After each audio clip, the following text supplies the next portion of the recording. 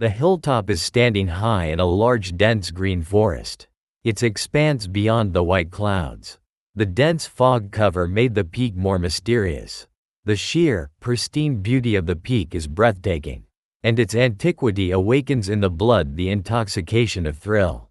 The haphazard flight of dark clouds surrounding the peak seems to take the mind to an unknown paradise, an unknown fairy tale realm beyond the clouds. I am talking about Mount Roraima. This hilltop is located in the South American continent, older than any civilization. The location of this mountain peak surrounded by dense green forest is where the borders of Brazil, Venezuela and Guyana meet in an estuary. The geological formation of Mount Roraima is very unique. Its peak is not sharp and steep like other mountains, but flat. Such mountains are called table-top mountains. This type of mountain also has a common name. That is Tepui. The name Tepui, given by the local Pemen Indians, means abode of the gods. Sounds metaphysical, doesn't it? In fact, Mount Roraima is not the only Tepui. Many tepes can be found in the highlands of Guyana, especially in Venezuela and western Guyana. However, Mount Roraima is the highest Tepui. This region is actually a plateau. The local Adivasis believed that these hills, hilly forests, sinkholes etc. were inhabited by deities who possessed many secret knowledge. That is why they named the tepes, abode of the gods. This fable is even more believable in the case of Mount Roraima. Its position on the clouds lends itself well to imagining it as the abode of the gods. The Pemen Indian name, Roraima, comes from the words Rorai, meaning blue-green, and Ma, meaning great. Mount Roraima really does contain vast greenery. In reality, its extent is greater than the imagination of the natives. Mount Roraima is 2,810 meters, 9,220 feet, above sea level. Its peak is 31 square km, 12 sq miles, spread over an area. The peak is surrounded by 400 meters high rocky mountain walls. Mount Roraima is mainly composed of sandstone.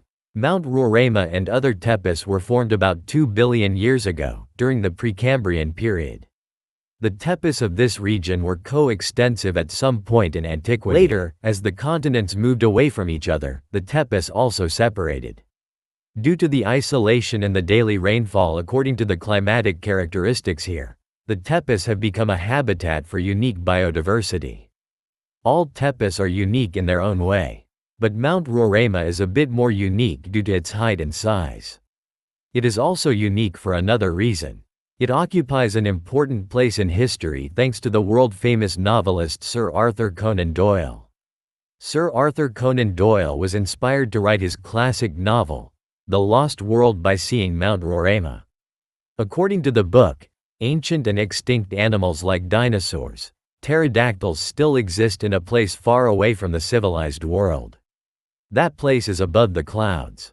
It clearly refers to Mount Roraima.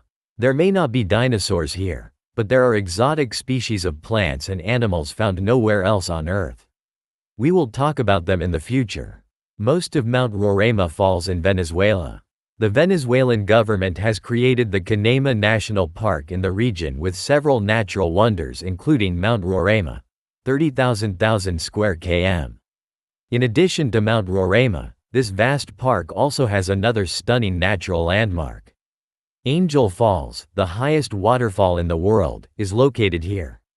Various types of wetlands including ponds and lakes are formed due to rainfall on the tops of the tepes. The waters of these wetlands once fell freely from great heights at high speeds. The region has several of the highest waterfalls in the world. Angel Falls Tade. The water of this waterfall falls from a height of 979 meters.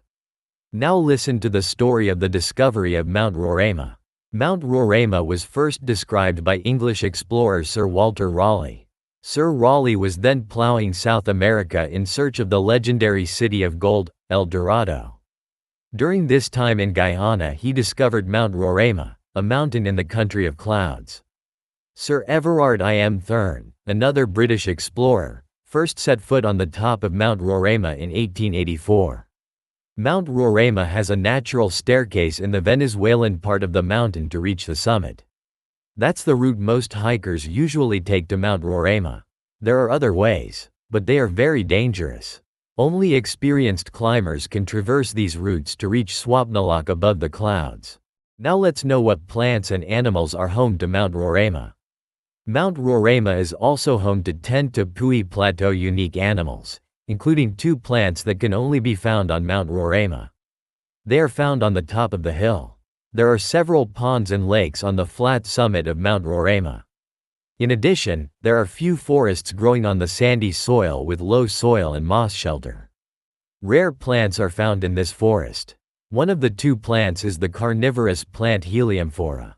Its cylindrical leaves are specially designed to capture and kill prey.